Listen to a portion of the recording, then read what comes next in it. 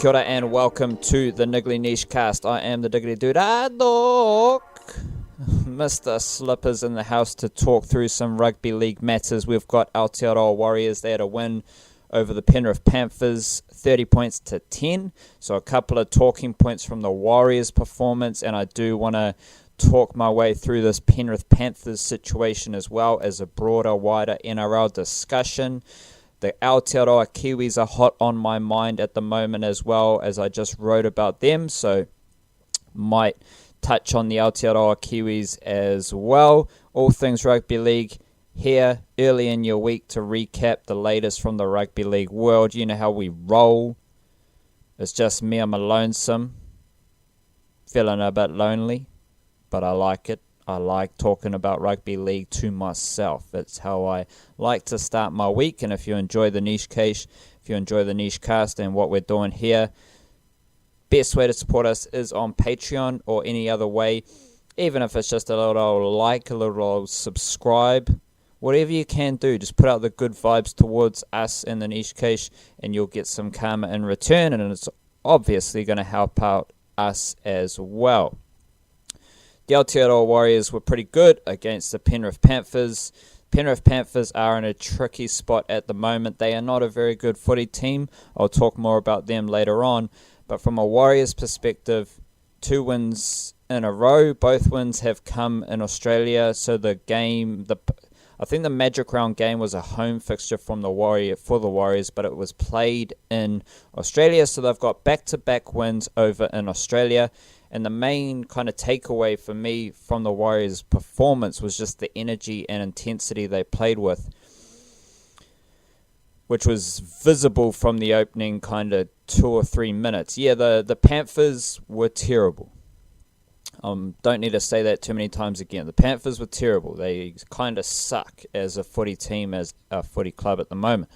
But the Warriors started that game. They were robust, running the footy, and then they kicked along, and within that first defensive set, you could see that they were driving the Penrith Panthers back, picking them up, multiple defenders in the tackle, driving the Panthers back, and you knew that if that was how the Warriors intended to play the next kind of 20 to 25 minutes, the Panthers would not be able to handle it.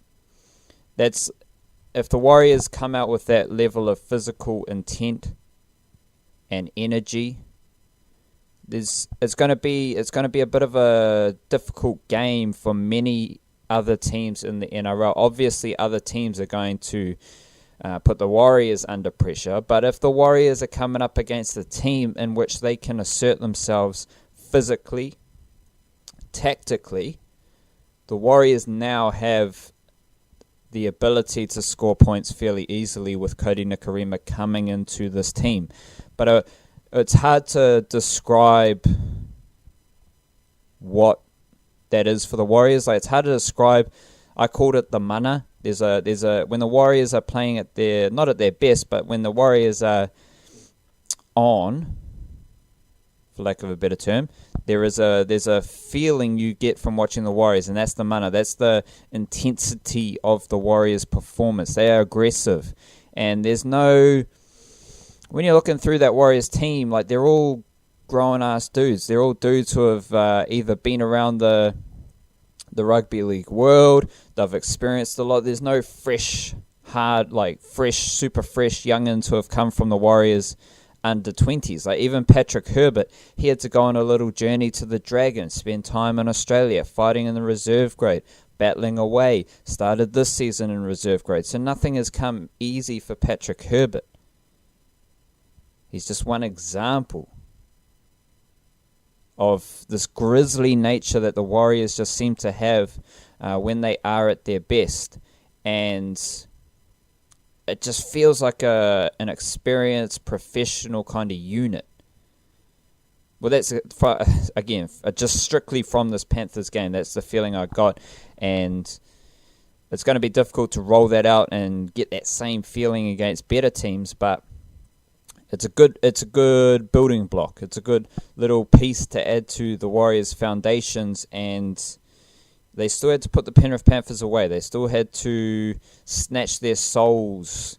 They still had to score points. They still had to, go set for a while. The Penrith Panthers made a whole lot of mistakes in try-scoring motion, but the Warriors still had to defend multiple sets around those errors. So there were a couple of sets early in the game where the Warriors had to defend on their try line when the Penrith Panthers weren't making errors, and the Warriors still repelled them. So very encouraging signs defensively, and it all starts from that just ability to win the ruck, win the tackle. When it's away from the try line, they're driving their opposition back. When it's near the try line, they're wrestling them onto their back. Multiple defenders in that tackle, peeling off nice and slowly, setting up the defensive line. A couple of penalties, no worries. Test the ref, see what he's up to. See what speed he's looking at for the play the ball. Push the boundaries and get on with the next one. And the Warriors, when they do that, when they can set their defensive line, they're a pretty good defensive team. We saw it against the Dragons in the second half. We've seen it here. I saw it in patches last season. When the Warriors are able to win the ruck and assert themselves physically, they have a system in place that is more difficult to break down than I think a lot of people assume with the Warriors. Obviously, the Warriors have the stereotype of being a crappy defensive team, which has plagued the Warriors for a long time, much of which is true, much of which is along the same lines of the Warriors have a big old 4-pack, that big Warriors 4-pack, that we know that's a load of bullshit. But the Warriors' defense is pretty good, and they still repelled the Penrith Panthers. Obviously, how they finished the game wasn't ideal with the Penrith Panthers scoring a few tries, a couple tries, and it would have been nice for the Warriors to keep a clean sheet. But other than that, it was a pretty solid Warriors performance.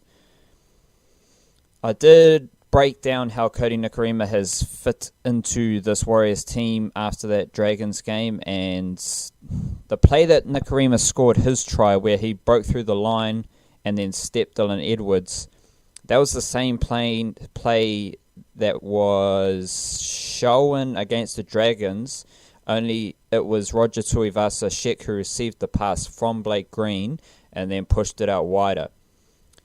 So against the Dragons, you had Blake Green on the right side of the ruck. He received the ball, then he passed it back to the left side of the ruck where Roger Tuivasa-Sheck was waiting, and he had Cody Nikorima in support.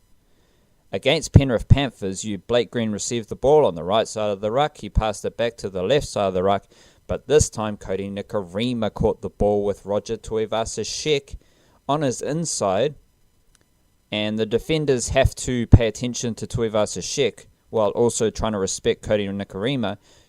Very difficult to do. You're kind of having to hedge your bets. You're picking options against two lethal runners of the footy.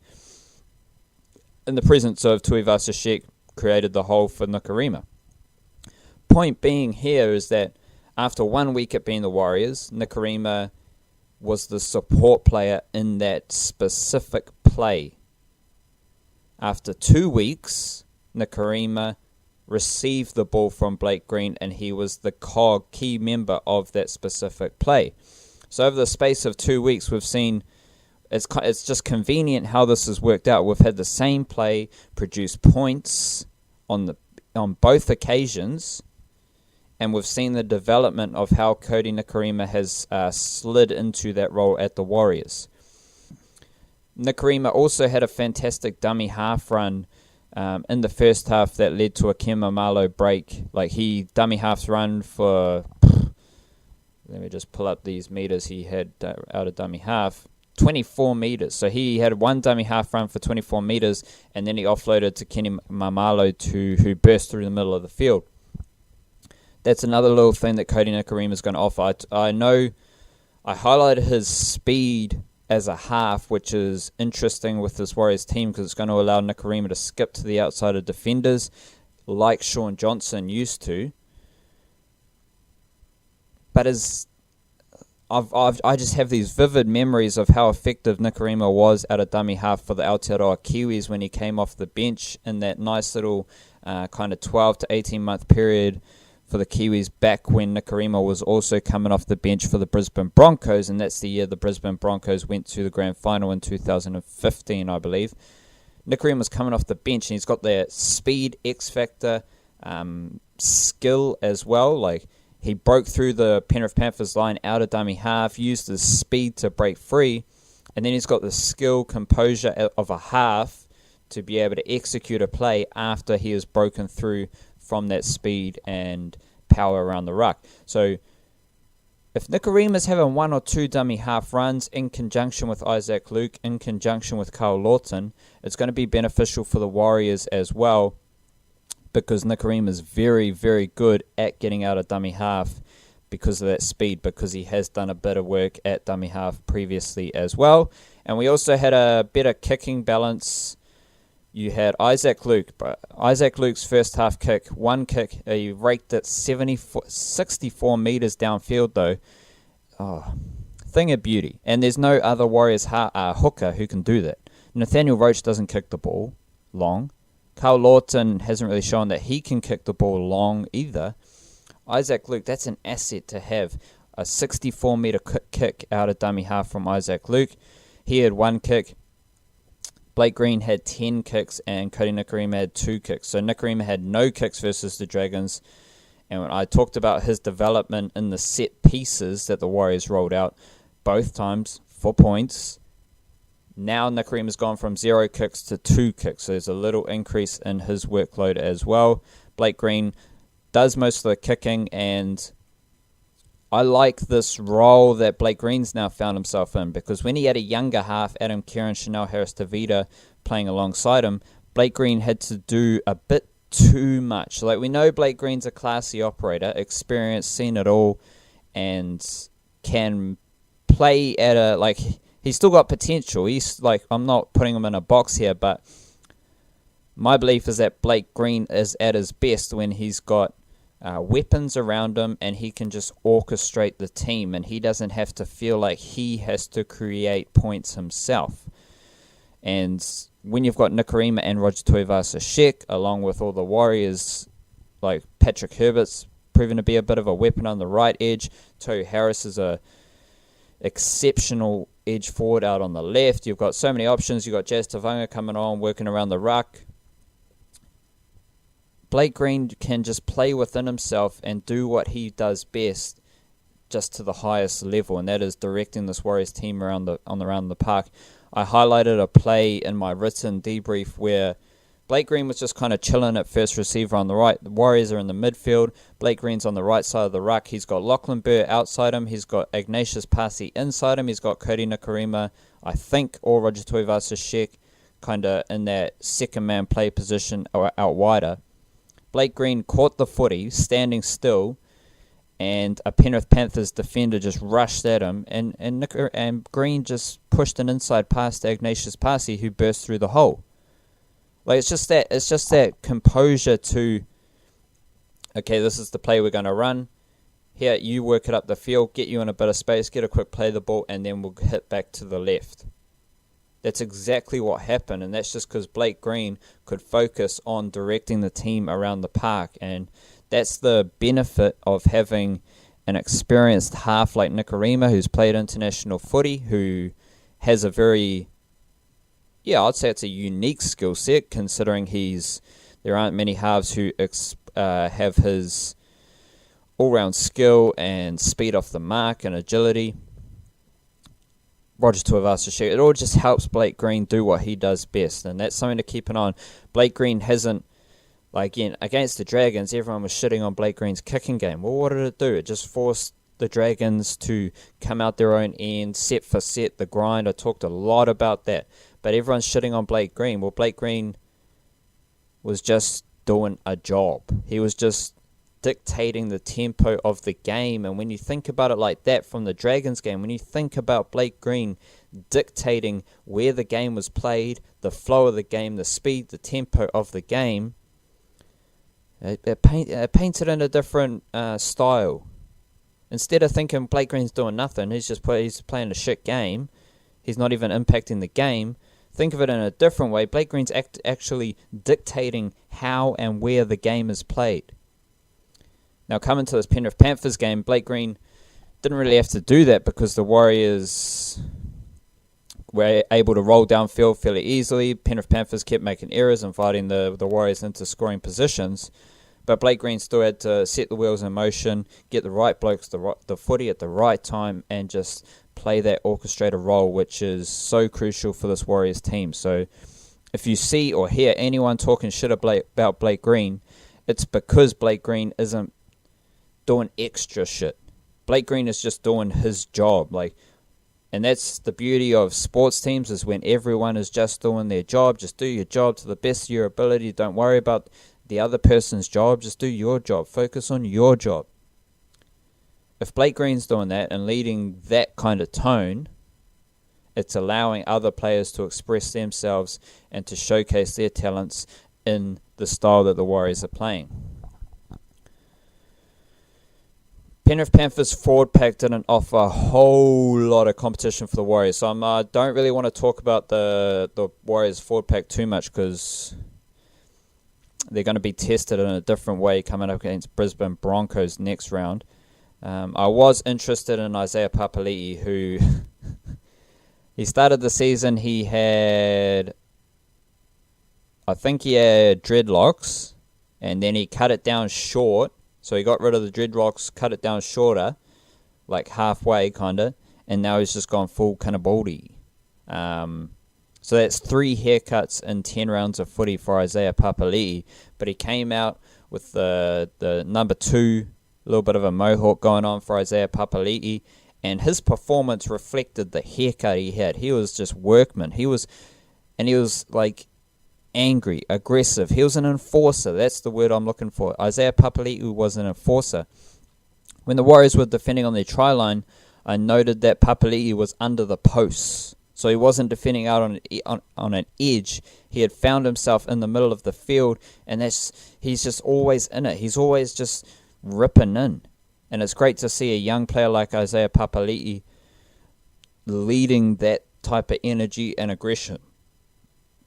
Also interesting, I tweeted this, was that Papali'i played first 15 rugby union with Mags. He's on the right edge, so he's the right edge forward. Outside of him, you had Patrick Herbert, who played first 15 rugby union for St. Kitts. And then outside of them, you got David Fusatua, who played first 15 rugby union for Kelston Boys. So the Warriors' right edge, other than Blake Green, all played first 15 rugby union.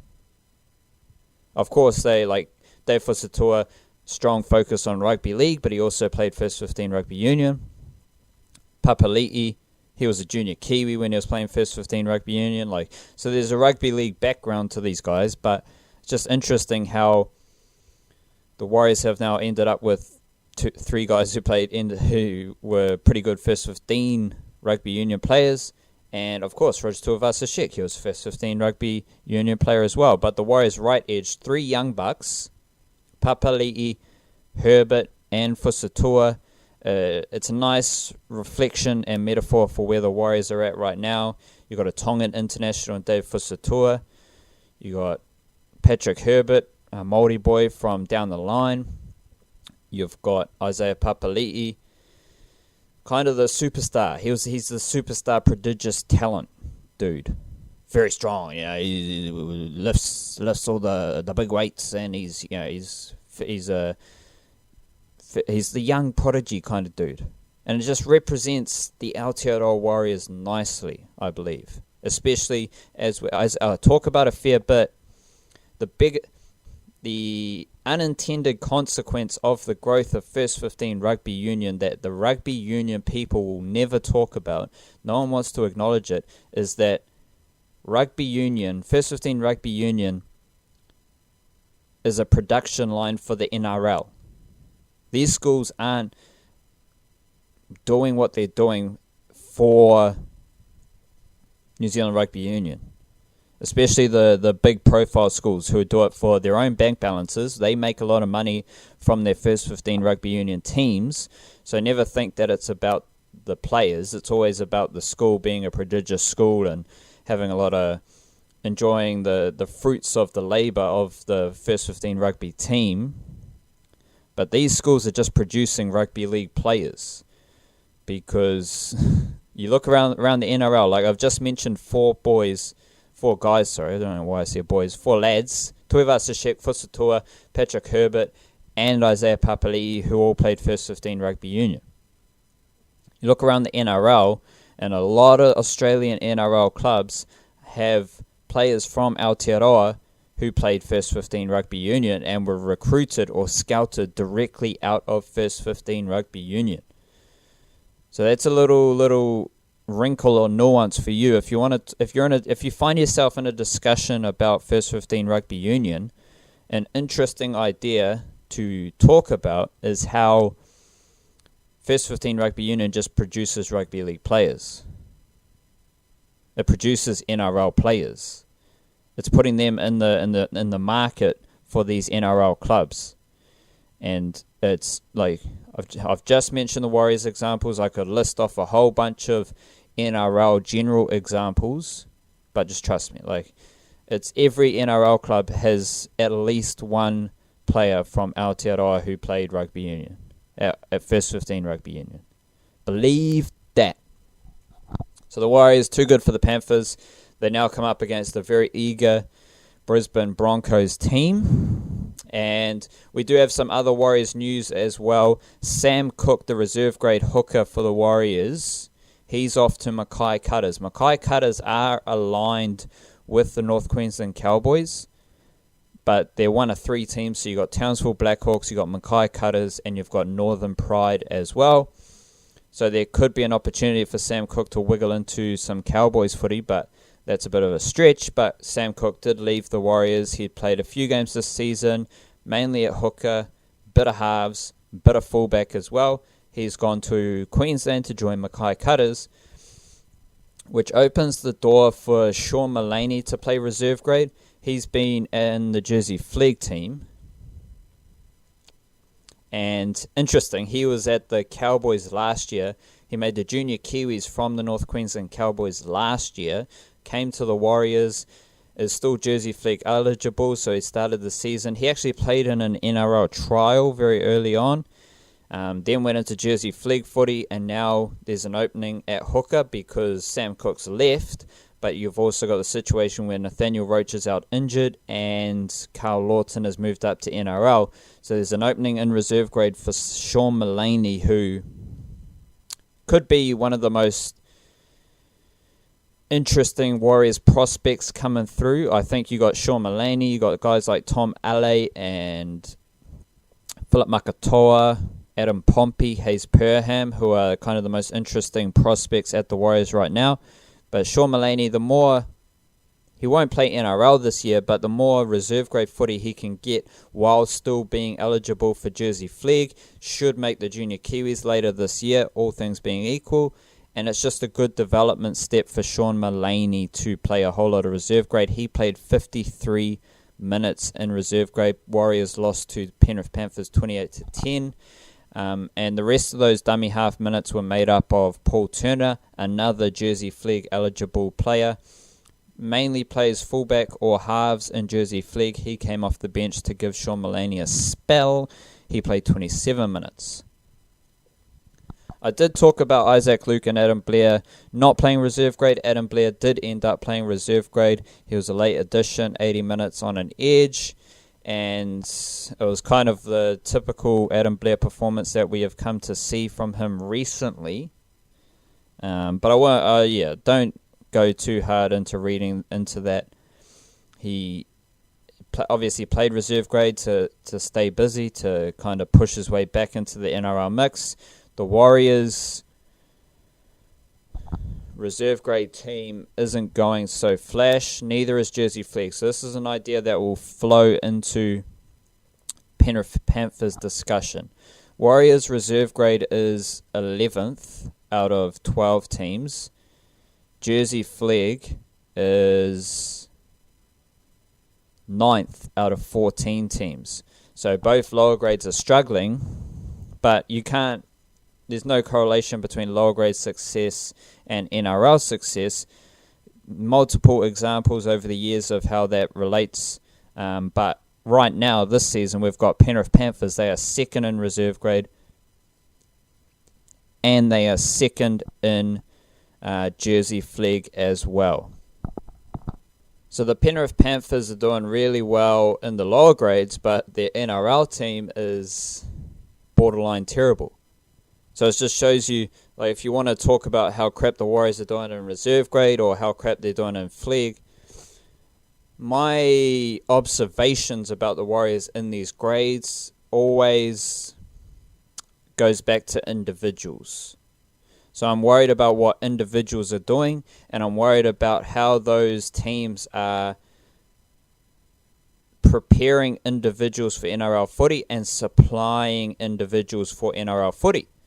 So if you want to talk to me about how crap the Warriors' reserved grade team is, or how crap their Jersey Flegg team is, my counter would be, there's little correlation between success in the lower grades, as we saw throughout the Warriors' tenure with how good their under-20s team was. It didn't really amount to any NRL success.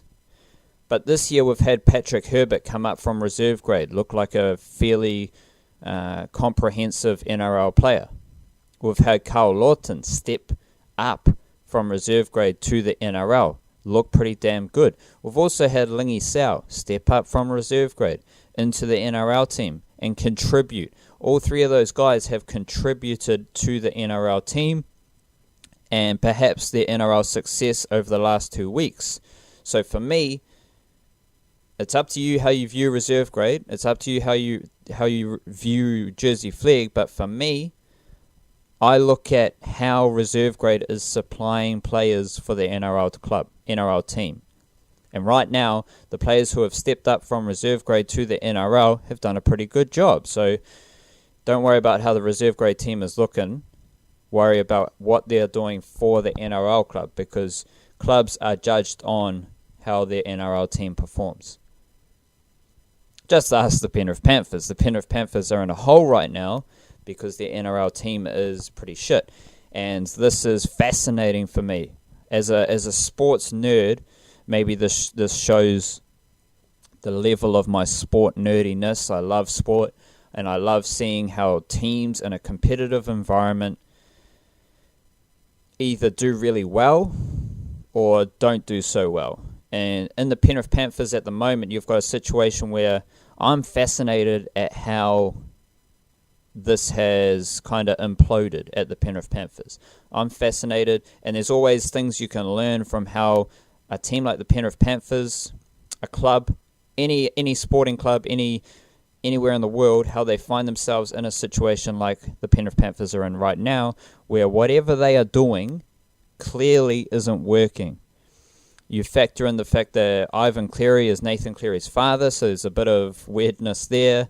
You've got a team that just isn't responding to maybe the leadership of James Tarmo, Jimmy Maloney, how everything appears like it should be okay. The Panthers, I'm not going to come out here and say the Panthers should be top 4, but the Panthers should be a good NRL team, at least around the top 8 fringes. They should be there or thereabouts, but they are terrible. So that's the fascinating thing for me, is trying to connect the dots at how they've got to that point. And it's I don't have any answers. This is the fascinating process. As more information comes out, you start to pay attention to different people speaking on the Panthers, then you find that information. But it's just a fascinating sporting story, because there's little reason for the Panthers being so crap. And it's like Ivan Cleary had such a big impact at the West Tigers last year. The West Tigers are coming out saying, the preseason was amazing. It was so competitive. It was all about games. It was all about, being in teams and competing so hard at training, so that when we step into the NRL season, everything's a bit easier. We're prepared. We're ready. The Tigers were a really good team under Ivan Cleary last season, which is why everyone was so high on Ivan Cleary, because he did a great job at the Tigers. Well, what's happening at the Panthers? Where's Ivan Cleary's kind of coaching nous that was so clear at the Tigers, where's that gone for the Panthers? Fascinating. Very, very interesting. And the way the Panthers crumble, the way the Panthers implode, like, clearly suggests that there are issues there, because you don't make so many errors in try-scoring motion unless there is a darker cloud kind of hanging over your team. And none of us know what that is. Maybe Phil Gould knows what it is because he left the scene pretty quickly, and shout out to him for doing so. But the way the Panthers crumble, the way the Panthers implode, it's not just like they're a crap team. It's not just like they don't have the talent to compete with most of the NRL. This is a team that has issues, that has problems, that needs to sort their shit out, or else they're going to be irrelevant very quickly if they aren't already. Take a quick squiz around the NRL results. That Broncos performance against the Roosters was very interesting, considering where the Broncos are at. I'm definitely one of these people who's like, give Anthony Seibold time. Like, you've got the fact that this played out with the Rabbitohs. He lost the first few games and then he turned it around. Rabbitohs were a damn good team under Seibold after those early season wobbles. So Seibold has shown that that it takes time for him and his strategies, his theories, his ideas to be implemented, and that's exactly what's happening to the Broncos now. I don't know if they'll go on a massive run because they're just getting into Origin period, but you will see the Broncos just flatten out and not be so up and down. I think they're going to be a good team. Next week's a very interesting game against the Warriors. Bulldogs over the Titans. Yeah, Cowboys over Eels, and Raiders lost to the Rabbitohs. Knights over the Dragons. Sharks and Seagulls. So, just surface level thoughts here. Big losers from the weekend were the Dragons and the Sharks. Sharks losing to Seagulls, and the Dragons losing to the Knights. Dragons are in a bit of a hole. Losing to the Warriors, losing to the Knights, they are games that they would have probably hoped they won, but they've lost to those two teams. And the Cowboys. Interesting win for the Cowboys coming up against the Eels. The Eels are another team who just aren't tracking so good at the moment. And just looking at this ladder, you've got the Warriors in 10th, Broncos in 11th. Sharks are in 9th, Eels 8th, West Tigers 7th, Knights 6th. So I'd go so you got the Cowboys in 8th on 13 points. You got the Dragons in 12th. No, you got the Cowboys in 13th on 8 points. And then you got the Dragons, Broncos, and Warriors all on 8 points as well. Warriors in 10th, Broncos in 11th, Dragons in 12th. So from the Cowboys in 13th spot to the Knights up in 6th spot in 10 points. There is 2 points between those two teams.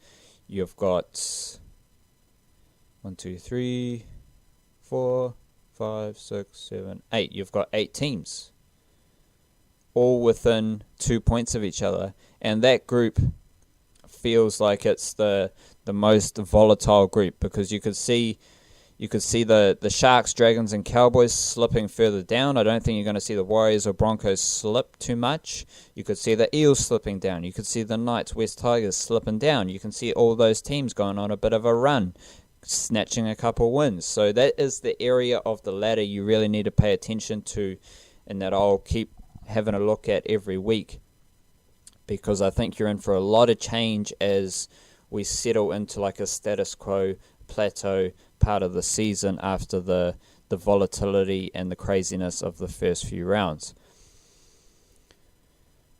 I did just write about Aotearoa Kiwis, so I'll finish with some selection conundrums for Coach Michael Maguire. Some of which starts at the Penrith Panthers with Dylan Waitanei-Zelezniak. If Jordan Rapana is out injured, I think Watene-Zelezniak can still be a contender on the wing. He's not going to be a fullback, though. You got Roger Tuivasa-Sheck. He is at fullback. He's probably going to be the captain as well. Cheer to that. But the return of Tuivasa-Sheck is going to make life complicated for Watene-Zelezniak. Jordan Rapana is in and out with injury, so much depends on his availability. I do love Ken Mamalo as an international winger, so I can't see him going anywhere. So I think it's Ken Mamalo and Jordan Rapana, then Watene-Zelezniak, then Jermaine Isako.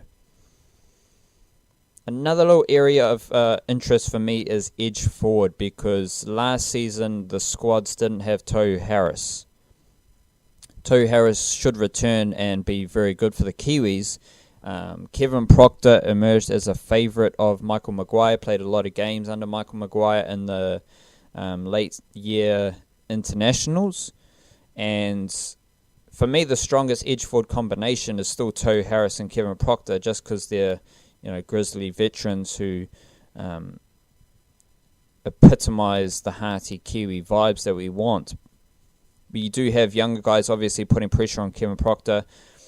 Isaiah Papali'i is one to watch out for. You got Britton Nakora, another young one to watch out for. Marata Niokore, another one to watch out for. And Kori Harawira Naira is going to be in that mix as well. Kevin Proctor enjoyed a resurgence under Michael Maguire last year, and that's why it's not me saying that I love Kevin Proctor as an edge forward. I'm just reading the situation here, and as Kevin Proctor enjoyed a strong resurgence under Maguire last year, I can see him holding on to that spot, and I don't feel negatively about that. You chuck in Tohu Harris on the other edge, and it's just a complex little situation, because then you've got Kenny Bromwich. He's playing on an edge for the Melbourne Storm. You've got James Fisher-Harris, who moves from lock to middle forward himself. Moves from middle forward to edge kind of on a weekly basis, which isn't ideal for him. And there's no Joseph Tapine at the moment. So what Maguire does in the edge forward ranks will be interesting. Last year you also had Isaac Liu playing edge forward for the Kiwis. Now with a couple of different niggling situations at the Roosters, Isaac Liu has spent most of the year at middle forward. So it's very complicated for Michael Maguire, and what he does with those edge forward positions, those starting edge forward positions, is going to have big ramifications on the bench. And I view James Fisher-Harris as a great bench forward in international footy, because he can cover edge, he can cover middle, but when he plays middle, he plays with a certain aggression and work rate and energy that adds to the game for the Kiwis. You also got a little bit of a watch on Nelson Asofa-Solomona, who wasn't part of the late season international games, but should be in a Kiwis squad and should be in a Kiwis top 17. His production has taken a bit of a dip this season for the Melbourne Storm. Just see what Nelson Asofa-Solomona did in his last outing against the West Tigers. In one of my recent encyclopedia blogs, I did explore his stats and what he's doing, and there was a dip on last year. So against the Tigers, he had 46 minutes, 14 runs, 131 metres, 50 post-contact metres, 2 offloads. That's a more and a 2.79 second play the ball, which is lightning fast. That's the Asofa-Solomona that should be in the Kiwis. And if he can just ramp it up a little, hit that level consistently over the next few weeks, he should be in the Kiwis top 17. And then we're looking at a Kiwis kind of bench. It's just we've got too many. We've got too many forwards. You got Martin Tapau, Wairea Hargreaves, and Jesse Bromwich. They're the top tier. They're the best 3 middle forwards. Then you got Asofa-Solomona, Leeson Armau, Fisher-Harris, and Isaac Liu there as well. So this is a rolling narrative, a rolling storyline that I will keep touching on over the next few weeks, just to see who is in the mixer for the Kiwis. Also a very interesting situation with Ignatius Parsi, who was part of the Tongan squad late last year, pulled out of that squad to go on tour with the Kiwis. And I can see Parsi being in the frame for the Kiwis. I think he could add a little bit of energy, razzle-dazzle, aggression off the bench, depending on other players' availability. But it's based on what we know about this Tongan unit. If Parsi left the Tongan squad to be part of the Kiwis, it's hard to fathom Parsi walking back into the Tongan squad to play the Kiwis now. I think the chopping and changing is over. You got to make your decision and live with that. And yeah, you can't begrudge a player for any decision they make. They make that decision. So I just think now it's up to Parsi to kind of play his way into the Kiwis squad as he did last year. But I just don't see how Parsi can go back to Tonga and Tonga welcome him with open arms to play the Kiwis, given that Parsi left the Tongan squad to go be part of the Kiwis on their end-of-year tour. Complicated, complex situation. And that's it. Rugby League chit-chat. Enjoy your week. We'll be back with Game of Thrones Nichecast episode in the coming days.